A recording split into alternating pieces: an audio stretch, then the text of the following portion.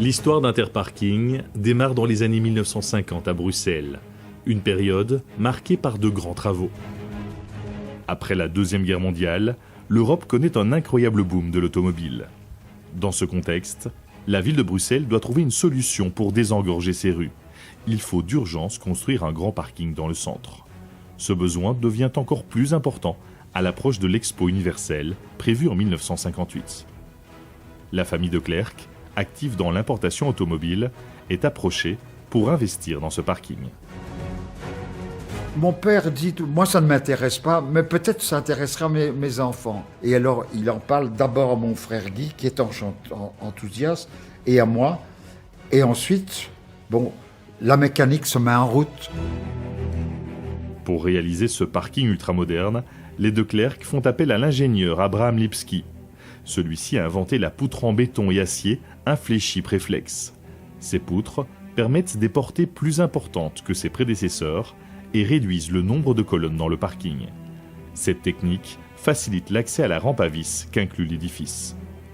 Le bâtiment est doté de commerces, d'un café, d'une station-service et même d'un car-wash.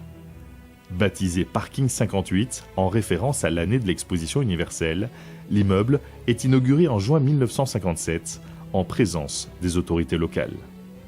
Son patron, Claude de Clercq, a le sourire. C'est le début d'une grande aventure entrepreneuriale dans un secteur en plein développement. À ce moment-là, les médias, la politique, c'est tout pour les voitures. Les voitures sont les bienvenues. On fait des autoroutes. On aime la voiture. La voiture, c'est ma liberté. Le 17 avril 1958, l'exposition universelle de Bruxelles ouvre ses portes. 40 millions de visiteurs se rendent sur place, mais les débuts du parking 58 sont préoccupants.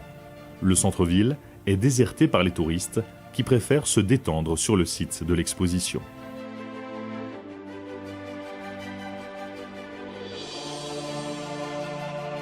Nos parkings pendant l'expo, ils sont vides. De temps en temps, on fait 20, 25 voitures. J'ai fini un jour de demander à un client, mais pourquoi vous venez ici? Il y a de la place dans la rue.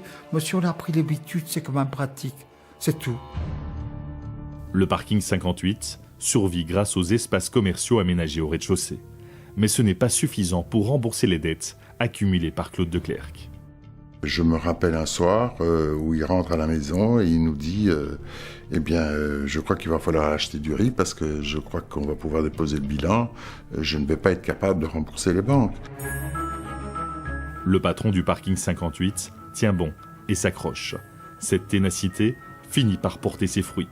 Grâce au boom de l'automobile dans les années 1960, les clients se montrent enfin. Les années 1960 marquent un tournant pour Claude de Clercq et le parking 58. Le centre-ville connaît un développement et une affluence sans précédent. La bourse attire beaucoup de monde, tout comme les nombreux commerces et cinémas. On fait la file à l'Eldorado, au Métropole, dans tous ces grands cinémas. On fait la file pour voir les films américains. Les gens viennent en foule dans le centre de Bruxelles. Le parking 58 fait désormais le plein. Dans les autres quartiers du centre, il devient d'ailleurs difficile de se garer. La ville doit d'urgence faire construire de nouveaux parkings. Claude de Clercq tient sa revanche. En 1957, quand on parle de Claude de Clercq, on dit il est bien gentil mais un peu idiot, il va se casser la figure. En 1960, on commence à dire tiens peut-être, et à partir des années 65-70, on dit pourquoi donner tous les parkings aux frères de Clercq?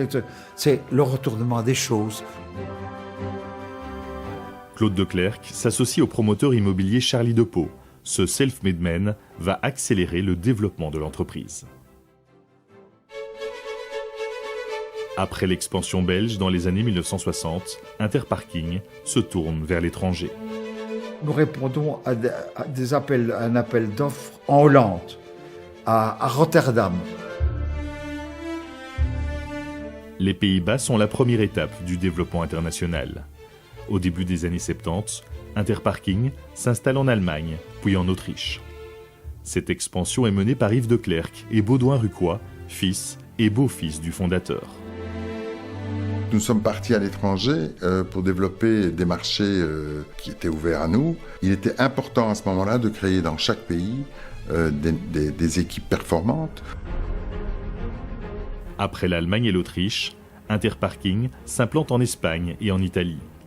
Le groupe se développe aussi sur ses marchés historiques avec de nouveaux parkings et l'établissement de nouvelles coentreprises. Interparking s'établit enfin en Roumanie et en Pologne. Le groupe est désormais européen. Le début a été difficile, mais ce qui a permis à cette entreprise de tenir sur le long terme, c'est en réalité une approche long terme des affaires. Mes équipes et moi-même avons la chance de pouvoir continuer à assurer le développement de ce beau groupe, qui est présent aujourd'hui dans 9 pays, avec 800 exploitations, et qui continue à croître grâce aussi à nos actionnaires actuels. Grâce à ses 60 ans d'expérience, l'entreprise se distingue par son expertise et son sérieux. Aujourd'hui, 110 millions de clients fréquentent annuellement les parkings du groupe. En Europe, Interparking figure parmi les leaders de son secteur. Son chiffre d'affaires est de 437,8 millions d'euros. CO2 neutre, la société investit continuellement dans l'amélioration du service à la clientèle et le soutien aux projets liés au respect de l'environnement. Qui aurait cru que cette petite entreprise, née il y a 60 ans, devienne une success story européenne? Une histoire qui continue de s'écrire dans un monde en perpétuel changement.